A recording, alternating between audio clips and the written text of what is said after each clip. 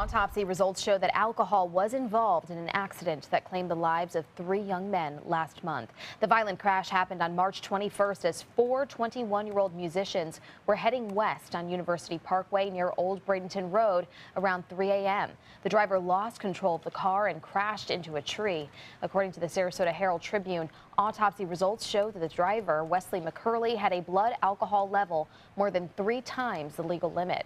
The 2 passengers who died, Dane Custer and Michael Duffy, also had a BAC well over .08. The 4th passenger, Thomas Bentley, the only survivor, was thrown from the car and survived. He has since been released from the hospital. Meanwhile, a man wanted on animal cruelty charges is now behind bars. The Manatee County Sheriff's Office says Darius Sturdivant has been arrested for 2 warrants of felony animal cruelty. His bond is set at $50,000. This after Animal Services and Bradenton Police rescued 9 dogs from a home on 3rd Street West in Bradenton last week. There was no food left for the dogs, and there was no electricity or running water at the property. The dogs are recovering now at Manatee County Animal Services. Sarasota City Commissioner Susan Chapman made her first appearance in court yesterday. The group Citizens for Sunshine is suing Chapman for allegedly violating the Sunshine Law. At issue is a merchants meeting about the homeless, which was held in a downtown Sarasota restaurant back in the fall of 2013. Commissioner Suzanne Atwell already settled her case without admitting guilt, while taxpayers are footing the bill for Chapman's legal fees. Those fees are now more than $250,000. ABC7 talked to each lawyer afterwards. The Sunshine Law is specifically intended to prevent these types of private meetings. Nothing else? No. We'll wait for the judge's ruling. Circuit Judge Brian Eiton says he'll rule on pretrial motions by this time next week. The trial is set to begin in 2 weeks. The Manatee County Commission is set to hear recommendations today on implementing a half-cent sales tax in the county.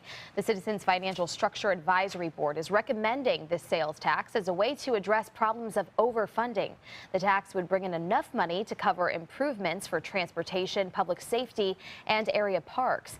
If the recommendations are approved, the commission will work with the Manatee County School Board to combine plans for the sales tax. A referendum would be placed on the November ballot. Meanwhile, in Palmetto, commissioners have agreed to pass an emergency 6-month moratorium preventing new auto repair shops from being built downtown. The moratorium will be in effect until December 5th. The original proposal called for a 1-year moratorium, and according to the Bradenton Herald, it was shortened after some commissioners argued that less time was needed for that moratorium. Commissioners called for it so that they could focus on how they want to develop the downtown area. And when it comes to major improvements on the Suncoast, the Sarasota Manatee Metropolitan Planning Organization is making island traffic their top priority. According to the Bradenton Herald, the organization has made the Island Mobility Study their #1 project on their 2016 priority list. FDOT will provide 80% of the cost for the study, and it's estimated to cost about $675,000. Other projects that are part of this year's priorities: congestion management in Manatee County and improvements on 41 in Manatee County as well. The Education Foundation of Sarasota County will host the first of several forums tonight to get community input on the search for a new school district superintendent.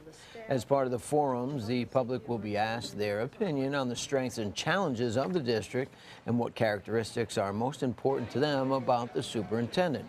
The forum will be held tonight at the Northport High School cafeteria from 7 to 9 this evening. There will also be forums at Booker High School and Venice High School next month. Meanwhile, the Manatee County School Board is set to vote today on several financial issues. Some topics up for approval include $13 million in renovations for 2 schools, upgrades at Bashaw Elementary, which would include the air conditioning and ventilation systems as well as ceiling tiles. If the school board approves an increase in impact fees, the cafeteria could also be expanded, as well as 8 more classrooms. Meanwhile, at Onico Elementary, the Building 5 would be demolished to make way for 5 new metal portables to address an increase in enrollment there. A local nonprofit needs your help decorating headstones at Sarasota National Cemetery in time for Memorial Day. Every year, the group Flags for Fallen Vets places at least 11,000 flags on the headstones of fallen heroes. The nonprofit was started when some residents discovered that there wasn't a flag program at Sarasota National Cemetery. This group still needs volunteers volunteers and at least $500. The Memorial Day program is May 28th. Meals on Wheels is also looking for some more volunteers in Manatee County. Now that seasonal volunteers have returned home, many routes have now been left without drivers. The time required for delivering meals can be anywhere from 1 hour to 90 minutes, either for 1 day a week or up to 5 days a week. Deliveries are made between 11 a.m. and 1 p.m. Monday through Friday.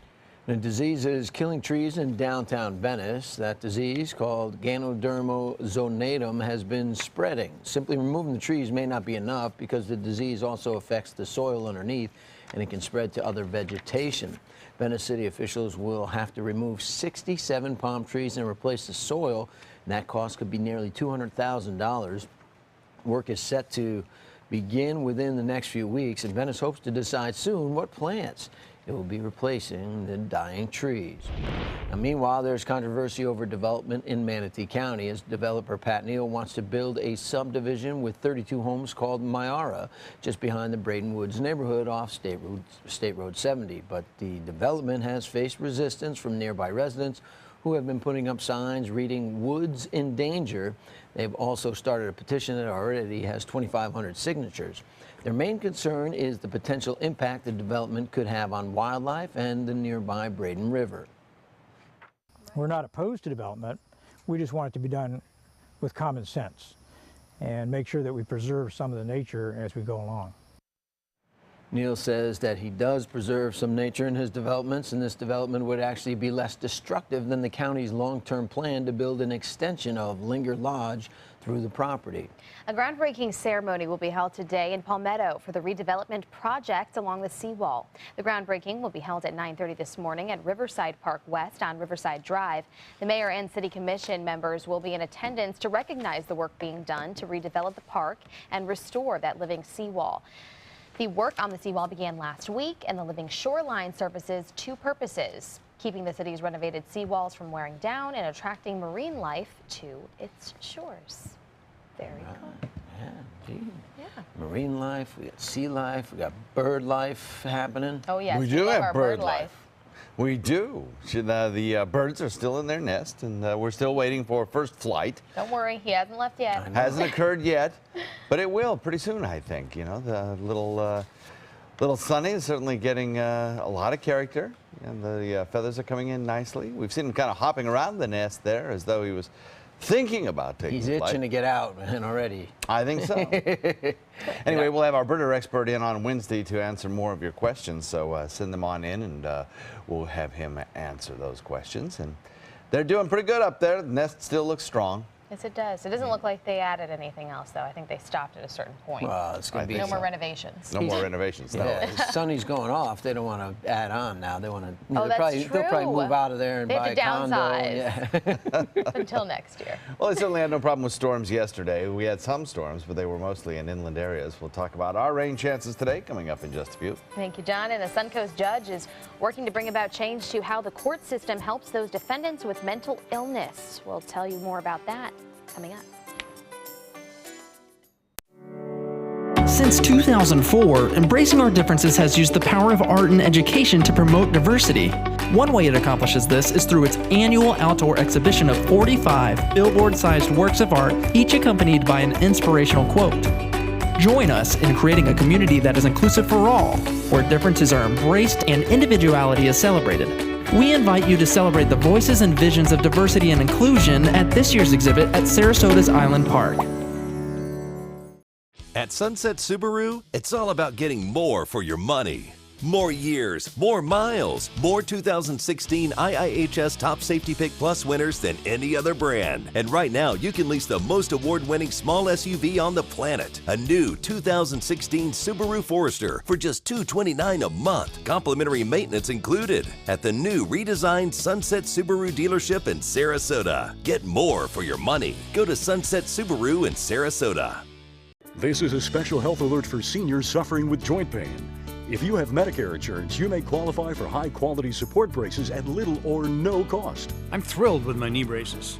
Now, there is a simple and proven solution for seniors to get out of pain with state-of-the-art support braces. I barely feel any pain at all. Braces for your knees and back, as well as your shoulders and ankles, too. I'm so happy with the quality of these braces. Call now, and you could qualify for a pain-relieving brace at little or no cost. I can play ball again, and it doesn't hurt. And because of my Medicare coverage, it costs me next to nothing. So call now. And because I have this red, white, and blue Medicare card, my braces have cost me just about nothing. It's true. You may get a knee, back, shoulder, and ankle brace at little or no cost. They qualified me for 2 knee braces and a back brace. If you have knee or back pain, give them a call. They can help. 1-800-476-8967. 1-800-476-8967.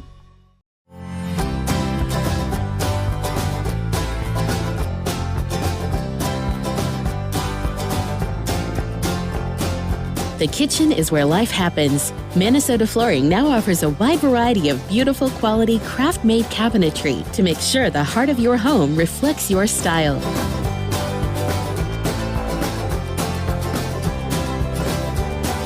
Visit us today at our new kitchen and bath cabinetry locations.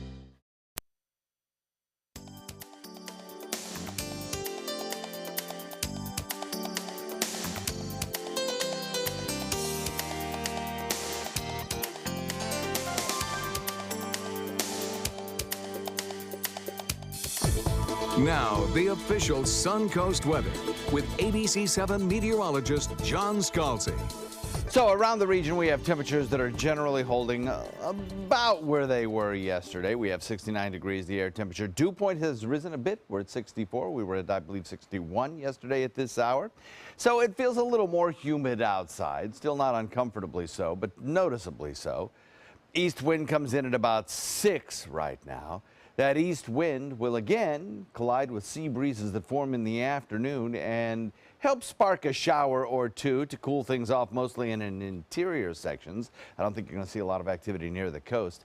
69 Sarasota, 70 in Venice, 69 in Inglewood, also Lakewood Ranch, 68 in Parrish, Bradenton, 70 Longboat Key. We have 66 degrees in Wauchula, 67 Mayaca City, and in Arcadia, we have 66 degrees. So looking at the satellite view, there's a lot of sunshine in store for us today. Big ridge of high pressure and some drier air has filtered on in. We have the leftover debris clouds from yesterday's showers and even a thunderstorm or two. And the review of our radar over the last 12 hours shows that right along the sea breeze front in the afternoon, showers built and they gradually drifted back to the coast where they died out. And the same sort of pattern will exist again today, only I think we're going to see less coverage than we saw yesterday. Yesterday wasn't too bad. We had a fair amount of storms around and a fair amount of rainfall for a lot of folks along the I-75 corridor. Today, I think there'll be few and far between in terms of storms, probably about half the rain chance that we had yesterday. Currently, everything's looking pretty quiet. If you're traveling to the Atlanta airport, should not be an issue. Again, today, we're going to have more storminess, I think. Anywhere from Chicago all the way back into the open plains, we could see some very damaging long line tornadoes, long track tornadoes, and that could be the case throughout the afternoon and into the evening hours there as well. A serious situation weather-wise developing for that area. Rain showers in the northeast. If you're traveling there, there could be some inclement weather. But for us, look what's happened. Over the last 24 hours, here's what's new. Drier air, indicated by these tan colorizations, has moved into the peninsula of Florida. That little area of disturbed weather, which yesterday helped enhance our rainfall chances, is out of here. And we are left with a high-pressure ridge bridging in across the deep south and Gulf waters, and winds coming in out of the, generally out of the east today will collide with localized sea breeze fronts and create an isolated shower or two. I think the best chance for rainfall today is going to be in the southern tip of the state where the moisture is highest. And of course, we'll keep an eye on those long track tornadoes that may develop a little bit later on in parts of the open plains. High pressure will remain in control for us really right straight through into the weekend. Looks like it's going to be delightful sunny weather with little chance of rainfall. So less storm coverage, lots of sunshine, and that sea breeze near the coast will keep things a little bit cooler. I think the big weather story for the remainder of the week for us is going to be the warm temperatures. It's going to get very toasty around here, close to the 90 mark as we head into the weekend. Rainfall futurecast again shows just a few scattered showers will develop along the sea breeze front. They'll be kind of few and far between, mostly in the southern tip of the state, and then they'll just dissipate as they move into Gulf waters.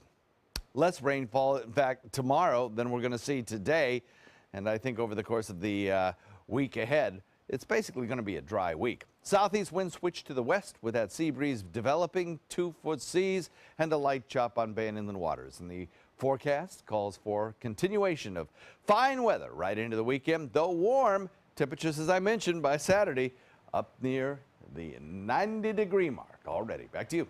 Thank you, John. Wow, it's getting hot so quickly. Well, taking a look at your commute right now, that is actually not bad. We're not seeing any issues on Palmetto Bridges or the interstate. 41-301 still clear at this point, and so is State Road 70. As far as Sarasota, no issues to report, no slowdowns, and I'm not seeing any backups even as far as South County this morning. No accidents to report so far. Well, the Suncoast is made up of many different neighborhoods, each with its own history and unique personality. ABC7's Linda Carson went out and took a look at one of those neighborhoods in our weekly feature, A Place We Call Home. The Manatee River has always been the lifeblood of Palmetto. Samuel Lamb founded Palmetto alongside it in 1866. He settled here close to the Manatee River, started a general merchandise store, had a dock on the river, and shipped produce out of the Palmetto area. He was a farmer as well. The city was chartered in 1897. We still have some of the historical homes right on Riverside Drive that belong to the Lamb family. The one that belonged to S.S. Lamb is now actually Palmetto Bread and Breakfast. She says Lamb started Palmetto off on the right foot. We cherish what was left to us. S.S. Lamb and his family donated several churches. They donated the property for Lamb Park that you'll see across the street, and they also donated for the Women's Club of Palmetto. This is Palmetto's first post office. The first postmaster, Joel Hendricks, is considered the father of green vegetable shipping. He shipped tomatoes from Palmetto to the northern markets. Mr. Hendricks determined how many days it took to do that, so he would start picking his tomatoes at a mature enough level and wrap them in paper. And then through the ripening process over those 12 days, by the time they got to the northern markets, the tomatoes were red. The river is used more for recreation today. People fish, boat, kayak. I think it's always going to be a very important part of our livelihood here in Manatee County. Who knows, we may have boat taxis going back and forth across the river. The mayor says Palmetto is a very diverse community. We're between 12,500 and 15,000, depends on the time of year, but we're still the same close-knit community. John Wright is new in town. He purchased a building in the historic district. Investing in Palmetto is investing on what I believe to be the very front end of a resurgence and a revitalization